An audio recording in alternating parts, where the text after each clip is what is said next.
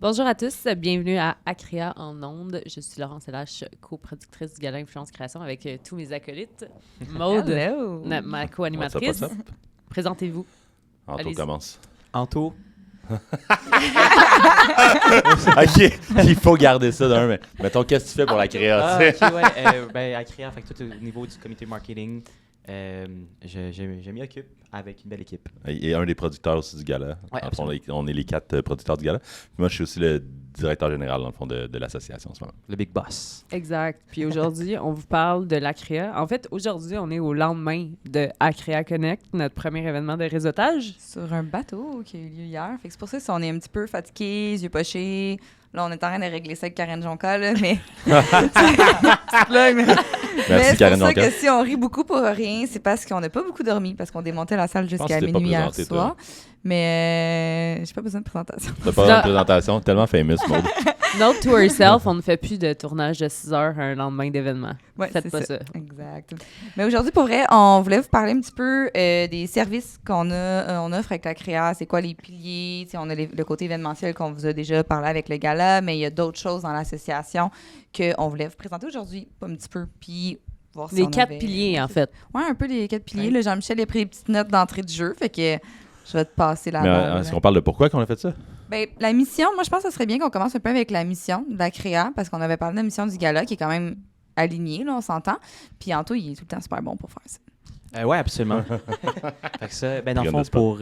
je peux commencer avec la mission, puis ensuite de ça, vous pouvez enchérir par rapport à ça. Mais c'est simple, la mission, c'est qu'on veut faire avancer la création de contenu, l'industrie de la création de contenu au Québec. Évidemment que la gala, on l'a fait à travers la rayonnance pour la première fois des créateurs au Québec. Mais la créa, dans le fond, c'est une extension de ça. Puis il y a un côté, comme on avait déjà discuté dans un de nos derniers épisodes, mais c'était vraiment genre le côté institutionnel aussi qu'on vient apporter avec la créa. Donc, représenter pour une première fois aussi les créateurs de contenu, nos membres, face au gouvernement, aux différentes institutions publiques ou bien toutes les grosses plateformes aussi. On a des grosses discussions qui se passent en ce moment. Donc, c'est de vraiment faire avancer cette industrie-là. J'aimais le mot que tu avais utilisé au départ à la genèse de l'association, qui était de crédibiliser un peu le milieu. Oui, absolument. Mais c'est vraiment... Le but, c'est un petit peu... Il manque un petit peu... Ça reste le Far West, cette industrie-là, en ce moment, de savoir comment il faut que je me tarife, comment ça fonctionne un agent, les entreprises qui ne savent pas comment faire nécessairement affaire avec un créateur, ça coûte combien, tout ça. Puis c'est un petit peu de mettre les bases sans être restrictif non plus, de ne pas encadrer, mais de donner un bac à sable, mettons, plus que de donner un... Toujours dans le but de protéger les créateurs. Dans le fond, c'est les créateurs qu'on protège. Ouais, Avec c'est des ça. facilitateurs. Exact. Puis tu sais, nous, on représente vraiment les créateurs. Puis le but, c'est d'avoir un petit peu une unicité dans cette industrie-là, dans l'industrie, pour que on ait une plus grande voix au niveau comme tu disais, l'aspect institutionnel de la chose, avec le gouvernement, tout ça, de ne pas laisser le gouvernement prendre le narratif pour nous. Puis même chose au niveau du public, dans le fond, on le voit dans les médias des fois, c'est pas le mot influenceur n'est pas nécessairement le mot le plus... il se fait quand même pas mal galvaudé, là. Il se fait barouetter un petit peu. Fait que le but, c'est un petit peu de prendre ce narratif-là et de montrer qu'il se fait des belles choses là, dans ce milieu-là. Puis pour ajouter à ça, c'est aussi de rendre et de toujours garder ça super accessible parce que, comme tu l'as dit, mais je pense que c'est vraiment important de dire, c'est que la barrière à l'entrée, elle est très basse pour la création de contenu. En fait, elle est disponible pour tout le monde, puis c'est ça qu'on veut garder et qu'on veut refléter avec la créa. C'est pas genre... On veut que tout le monde tout le monde a une place, finalement. C'est ça que je veux dire. Ce qui n'était pas le cas anciennement, avec les anciens canaux de diffusion, la télé, la radio, tout ça, c'est difficile de rentrer. Ce que tu dis, c'est ça, il n'y a pas de barrière à l'entrée dans l'industrie. C'est ça qui fait la beauté de tout le monde peut prendre un téléphone, faire du contenu.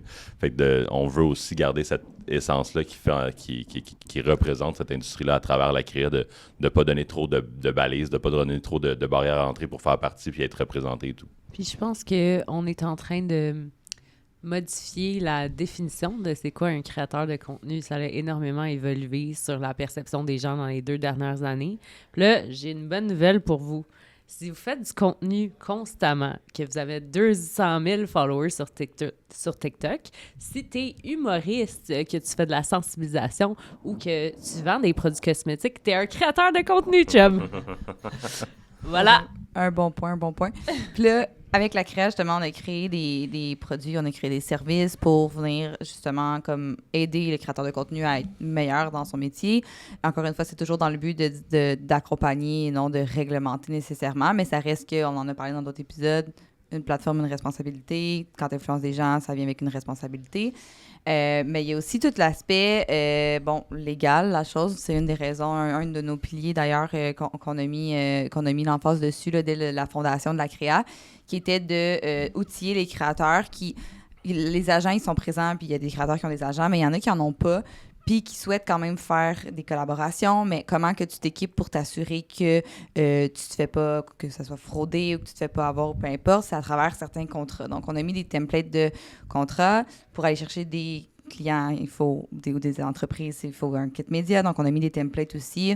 Toujours à savoir que tout ce qui est contractuel, là, juste une note, genre, il faut toujours que ce soit révisé par un avocat quand même, etc. Nous ne sommes pas des avocats et nous ne donnons pas des conseils légaux. C'est ça. Mais une des parties de la créa, un de les piliers qu'on voulait parler aujourd'hui, c'est que quand vous joignez l'association, ben vous avez accès à des templates de kits médias, de contrats. Si vous faites des collabs avec un autre créateur, des collabs qui vont générer des profits ou des revenus, important d'avoir un entente de collaboration avec ce créateur-là aussi. Donc, tout ça, c'est disponible, entre autres, sur la créa, mais beaucoup d'autres choses aussi. Là. Yes. Mais on peut peut-être y aller avec les piliers carrément de ce qu'on représente après avoir parlé de la mission. Fait que l'objectif de la créa, c'est vraiment de crédibiliser ce milieu-là, puis ça se fait à travers plusieurs choses dans le fond qu'on veut mettre en place. Puis que, en ce moment, je pense que l'offre reste quand même modeste. L'industrie commence, l'association est nouvelle, on a lancé le 1er mai. Puis ça va être de bâtir ça, puis ça va être de bâtir ça avec vous. Mais le but, c'est vraiment de donner un petit peu des outils à travers différentes façons. Puis mettons qu'on a à les nommer. Le premier pilier serait probablement les événements. Vous connaissez le Gala Influence Création, c'est notre événement fort. On vient de sortir hier, là, avec la release de cet épisode-là, c'est peut-être il y a quelques semaines, la Créa Connect, qui était quand même une belle réussite. Là. Je pense un bel événement de réseautage dans lequel il y avait justement des créateurs de contenu quand même assez populaires, des faces qu'on reconnaît, des créateurs de contenu qui débutent aussi, des membres de la Créa, des entreprises, des agences, puis un petit peu les parties prenantes un petit peu de l'industrie. Fait que des événements qu'on veut mettre en place, quelques-uns dans l'année. Deuxième pilier, il y aurait... Attends, juste là-dessus. Vous avez des prix préférentiels sur les événements quand vous êtes membre. Exact.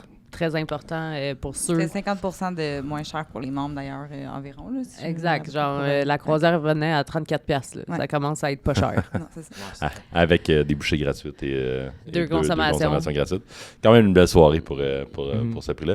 Mais le but, c'est justement d'avoir des prix préférentiels pour les événements. Puis, peut-être qu'on a dû le dire avant, mais justement, pour adhérer à la créa présentement, c'est complètement gratuit. C'est qu'il faut juste avoir pour un créateur de contenu 1000 abonnés sur une plateforme, vous pouvez adhérer, puis on fait on regarde l'adhésion et tout.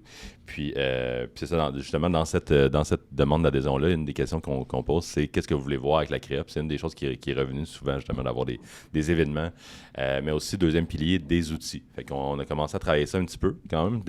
On offre 5 formations. On peut peut-être les nommer. Oui, bien rapidement, on a monétisé son contenu. Je regarde en tout parce qu'on les a travaillés vraiment ensemble. On a 5 formations. Il y en a une qui s'en vient super bientôt, puis il y en a une autre aussi qui s'en vient super bientôt. Ouais. En fait, il y en a plusieurs qui s'en viennent bientôt. Oui, c'est ça. Une par mois environ. Oui, c'est ça. Monétiser son contenu. On a, elle avec Massy, c'est le storytelling, je pense. On a les impôts, les taxes pour un créateur de contenu qui débute comme quelque chose qui est super important, dans le fond, c'est penser à ça. Puis je pense que toi, j'écoutais dans un des podcasts que... je pense que c'est l'épisode 3, que tu disais justement que faites-les dès le départ de faire vos impôts et tout ça, parce que ça ne te tente pas que ça te suive. Puis c'est le genre de choses aussi qui sort dans les médias. Puis c'est pas nécessairement quelque chose qui est glorieux. Là, ça va de soi. Quand on fait un salaire, il faut faire nos impôts. Là, ça vient avec. Puis c'est ça, quand on commence en création de contenu, tu es travailleur autonome, puis on n'a pas beaucoup d'éducation par rapport à ça, fait que c'est devenir un outillé par rapport à ça. Puis l'autre formation, c'est du montage de base. Mais tu sais, on dit de base parce que c'est avec principalement CapCut, mais comme les choses que tu peux faire avec ça, puis dans la formation, c'est vraiment, vraiment cool. Puis en fait, au moment qu'on sort le podcast, ça sera probablement sorti. La prochaine formation, c'est toutes les guidelines, les guides de bonne pratique avec une agente, dans le fond, qu'on s'entretient finalement dans cette formation-là, pour aider le créateur justement à se développer autant au niveau comme de ce que tu peux faire c'est ce que tu devrais faire, puis ce qui est recommandé à faire, autant pour ton contenu, tes relations avec les partenaires, etc. Fait que, c'est avec des bons formateurs aussi. Il y a d'ailleurs Anto qui est, sans modestie, tu es quand même un créateur accompli qui gagne sa vie de ça, avec lequel justement tu as fait deux ou trois formations même de cette gang-là. ouais. Puis Massi Maillot qui est un OG de la création de contenu au Québec, un YouTuber, puis même que lui, je pense que c'est sa plateforme de prédilection, il disait que c'était Facebook. Faut vraiment être OG quand ta plateforme de prédilection c'est Facebook. Puis pour les impôts, c'est Youssef. C'est lui qui a le groupe L'argent ne dort jamais, qui est un énorme groupe. Il est aussi professeur au cégep Montmorency en comptabilité et finance. En finance, excuse-moi. Puis on a pour le montage, c'est Jen Coach qui justement, elle, dans son contenu, ça nous montre plein d'astuces par rapport à faire des bonnes transitions, des bonnes coupures, des effets, des trends aussi. Donc, elle les a toutes faites. Elle les a toutes faites. Elle les a vraiment toutes expérimentées. Aller sur TikTok, la suivre, c'est vraiment elle donne des excellents trucs pour le montage et tout. Fait qu'il y a, donc il y a ça dans le deuxième pilier, il y a des outils, des formations. Maud en parlait aussi, les ententes avec collaborateurs, des templates de contrats, des templates de kits médias. Fait que vous avez besoin de comme démarcher des nouveaux clients ou des entreprises avec lesquelles faire affaire en tant que créateur de contenu. Un kit média, c'est tout le temps un bon document à envoyer qui montre un petit peu vos tarifs, qu'est-ce que vous avez fait, un petit peu une réalisation, un portfolio, si on veut, l'équivalent d'un portfolio. Fait qu'il y a ça. Puis on a aussi une communauté, si jamais vous êtes un fervent Discord, il y a des discussions qui se passent là-dessus. Fait que il y a ça aussi qui peut être cool. D'ailleurs, c'est pas, faut pas être membre nécessairement pour être sur le Discord. Fait que vous pouvez y accéder dès maintenant. Troisième pilier aussi, les rabais commerciaux qu'on a en ce moment, qu'on veut développer beaucoup. Donc, c'est carrément un des gros avantages d'avoir des rabais sur certaines entreprises. Que ce soit un pourcentage sur... tu peux peut-être dire qu'est-ce qu'on a en ce moment, Maud? Oui, actuellement, on a, par exemple, c'est surtout sur les sites web, donc ça a avec un code promo. Donc, on a des rabais chez Mindblow, on a des rabais chez Mindblow, la poisson émergente, on a des rabais chez MTL B-Board, la planche d'équilibre, on a des rabais, tout nouveau, là, on a un paddleboard, une compagnie paddleboard qui va être affichée dans ça va sûrement live quand le podcast va sortir. Lou & Rob aussi pour des événements, les saucissons Pep2Go, donc ça se bâtit tranquillement, pas vite. Notre but, en fait, avec les rabais partenaires, c'est c'était un peu le fou la poule, donc il faut avoir une communauté pour avoir des plus gros partenaires. Puis notre but, c'est d'être vraiment capable que le créateur, dans le fond, quand il en tout cas, ce mot-là, quand il se joint à nous comme membre, il soit capable d'avoir des rabais chez des entreprises qui ne vont pas nécessairement être portées à faire une collab ou que c'est des choses dans la vie de tous les jours que le créateur va dépenser. Donc, on pense à des assurances, on pense à une compagnie de téléphone, on pense à des services comme Netflix. Donc, le but, c'est d'être capable de faire sauver un peu sur les factures des créateurs au début. Là. Fait puis, même au niveau des assurances, avoir des assurances collectives, par exemple, on parle pas juste d'avoir un rabais. Là, c'est pas les travailleurs autonomes n'ont pas accès à ça, à moins que tu sois partie d'une organisation. Puis le fait que là, on soit rendu avec des membres, que bientôt on va être plusieurs centaines, voire plusieurs milliers de membres, on commence à avoir vraiment des faveurs là, à ce niveau-là. Puis on va être capable de desservir une clientèle de travailleurs autonomes qui n'en a pas présentement. C'est quelque chose qui est beaucoup fait dans toutes les industries genre traditionnelles. Je pense aux architectes ou dans la santé, tout ça. Ils ont tout le temps des assurances collectives. Mais qui représente les créateurs de contenu? Ça, c'est quelque chose qu'on veut justement aider à faire ça pour faire en sorte qu'on gagne, d'avoir des économies d'échelle, que vous payez pour vos assurances auto. Vous êtes obligé de payer pour vos assurances auto, assurance maison et tout en ce moment, mais d'avoir des rabais pour ça, ça serait vraiment cool. Puis d'avoir une communauté de membres nous permet d'avoir un poids pour aller voir les assureurs et leur demander d'avoir ces rabais-là. Fait que c'est comme tout le monde y gagne. Fait que je rappelle que l'adhésion est gratuite. Fait que si justement, plus on grandit notre communauté, plus on va comme arriver à justement d'avoir de plus en plus de rabais et tout ça, puis tout le monde y gagne. Et fait que ça, c'était pour le troisième pilier, les rabais commerciaux. Et quatrième pilier, qui est, tu l'as mentionné un petit peu tantôt, mais c'est la représentation auprès des instances gouvernementales, des instances publiques, auprès du grand public aussi, de faire en sorte que vraiment on redore ou qu'on dort. Qu'on améliore l'image justement du métier de créateur de contenu, puis que ça devienne comme tout autre métier qui est respecté, tout ça, au même titre quand quelqu'un vous dit qu'il est humoriste, ben on le croit. Il est humoriste, tout ça. Fait qu'un créateur de contenu, c'est comme n'importe quel job. Puis c'est ça qu'on veut faire comprendre aux gens qu'il y a du monde qui actually en vivent depuis plusieurs années, là, depuis des dizaines d'années, puis qu'on est à la genèse de ça. Fait que de s'assurer que le gouvernement reconnaisse ça, qu'on fasse progressivement partie de la culture. En ce moment, on tombe pas mal dans une zone grise à ce niveau-là. La création de contenu, les arts, la télé, tout ça, c'est représenté par des entités gouvernementales qui ont des subventions et tout ça. Créateurs de contenu, du tout. Fait que ça va être de rentrer là-dedans, ça va être de faire du lobbying. Un mot qui est un petit peu mal aimé des fois, mais c'est quelque chose qui est important, puis que justement, si on veut pas faire en sorte que des gens qui connaissent pas ce milieu-là, un petit peu contrôlent vers où on s'en va à ce niveau-là, au niveau de la culture, mais d'avoir une association qui a une voix, je pense, avec des partenaires qui font du sens, nous donne l'opportunité de faire comprendre que la création de contenu, c'est un énorme impact sur la culture présentement, ça particulièrement auprès des jeunes générations, mais pas que. Mais ça, c'est des conversations qu'on a souvent. Moi, j'en ai eu pas plus tard qu'hier avec du monde que je suis comme, tu sais, nous, on n'est pas considérés comme la culture. Puis le monde sont choqués, là. I mean, tu sais, quand tu y penses fondamentalement, c'est quoi la différence entre avoir un canal de diffusion sur le web versus la télé? Il n'y en a pas. Ton artiste, il chante la même chanson. Comme... Tu sais, moi, j'avais une petite question. En fait, c'est une question que c'est pas moi qui a, mais qu'il y a bien du monde qui a. Puis, je pense que c'est pas clair pour les gens, c'est financé comment la créa. C'est vrai que c'est pas clair, puis c'est quelque chose que je pense que tu as raison, dans le fond, que ça revient souvent on dirait que les gens pensent que comme il y a un aspect pécuniaire à la chose puis je pense qu'il y a un bloqueur au niveau de l'industrie, qu'il y a beaucoup de choses qui se sont passées pour les créateurs de contenu, pour en tirer parti aussi souvent du hype. Donc, je pense à des entreprises ou des organismes qui ont comme fait des événements, fait des festivals, tout ça, avec un objectif pécunier, right? D'avoir du revenu avec ça.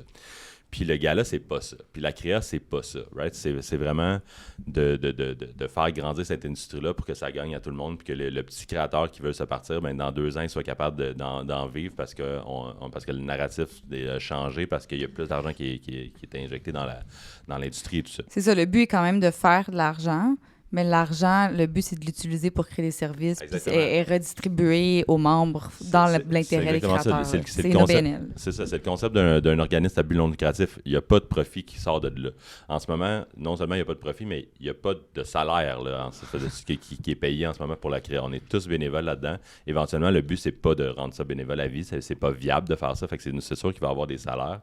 Mais pour répondre à ta question, c'est quoi notre modèle d'affaires un petit peu basé là-dessus? C'est beaucoup basé sur ce qu'on parlait tantôt, le 3e pilier, qui est les rabais commerciaux.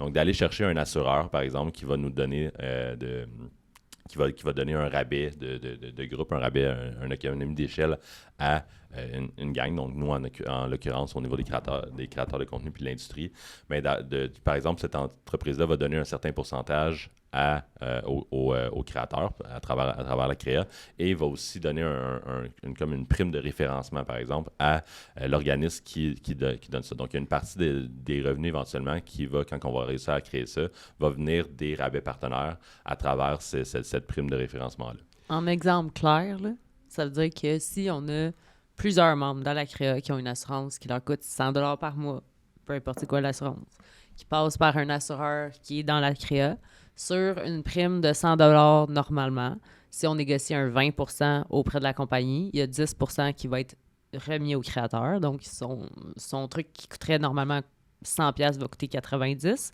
Puis un autre 10$ qui va être remis à l'association pour avoir du funding à l'année. Là. C'est un bon exemple. Puis aussi, c'est sûr que dans notre plan, être membre ne coûtera pas toujours rien. C'est pas le but. T'sais, on aimerait vraiment ça, puis dépendamment de l'aide qu'on a aussi.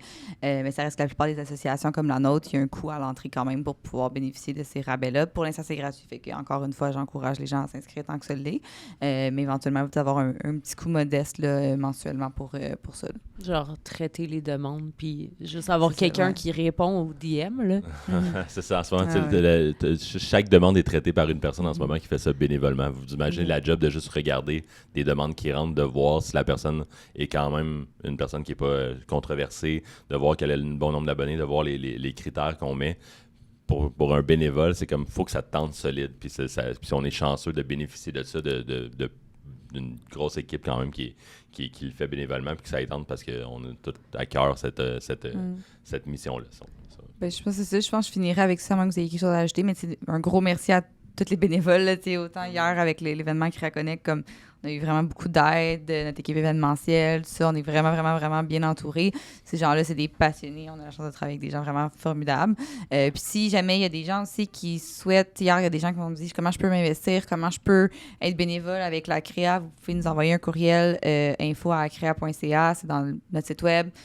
On a besoin de bras tout le temps, que ce soit pour une journée ou que ce soit pour un poste quelconque. Vous étudiez dans un domaine, vous avez envie de faire du montage de podcast ou peu importe. On est ouvert. Donc, merci tout le monde. Est-ce que vous voulez rajouter quelque chose, guys? Moi, j'ai deux petits points. Ouais, vas-y. C'est toujours quelque chose à dire.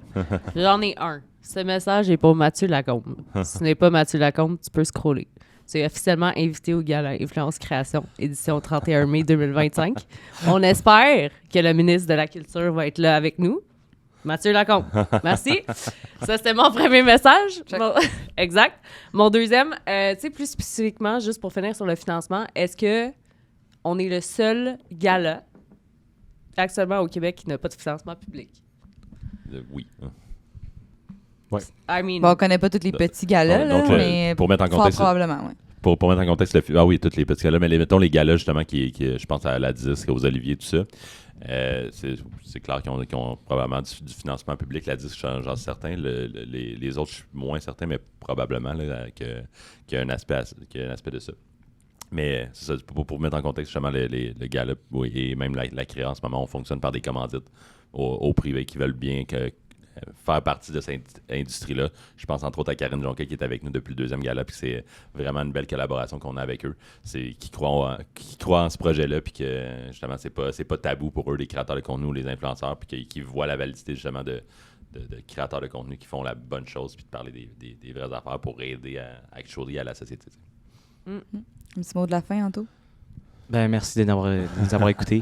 Puis c'est ça, merci vraiment de voir. C'est vraiment cool d'avoir toute l'effervescence qu'il a, autant aux bénévoles, mais aussi au monde qui participe. Hier, on a rassemblé encore une fois 200 personnes, mais c'est 200 personnes qui sont tellement impliquées dans le milieu, qui sont importants aussi dans le milieu. Fait que ça, c'est vraiment cool à souligner. C'est important, c'est les Annie Archambault de ce monde, Farnell, Joannie Grenier, puis il y en avait plein hier, mais c'est vraiment hâte que vous soyez avec nous. C'est vraiment important. Puis vous ne le réalisez pas de juste s'associer aux événements qu'on fait, puis au gala, puis ça, à quel point ça nous fait tous rayonner, puis à quel point ça va faire en sorte qu'on gagne tout en bout de ligne à travers tout ce qu'on fait. Fait que let's be united, team. On continue le travail. Let's go. Yes.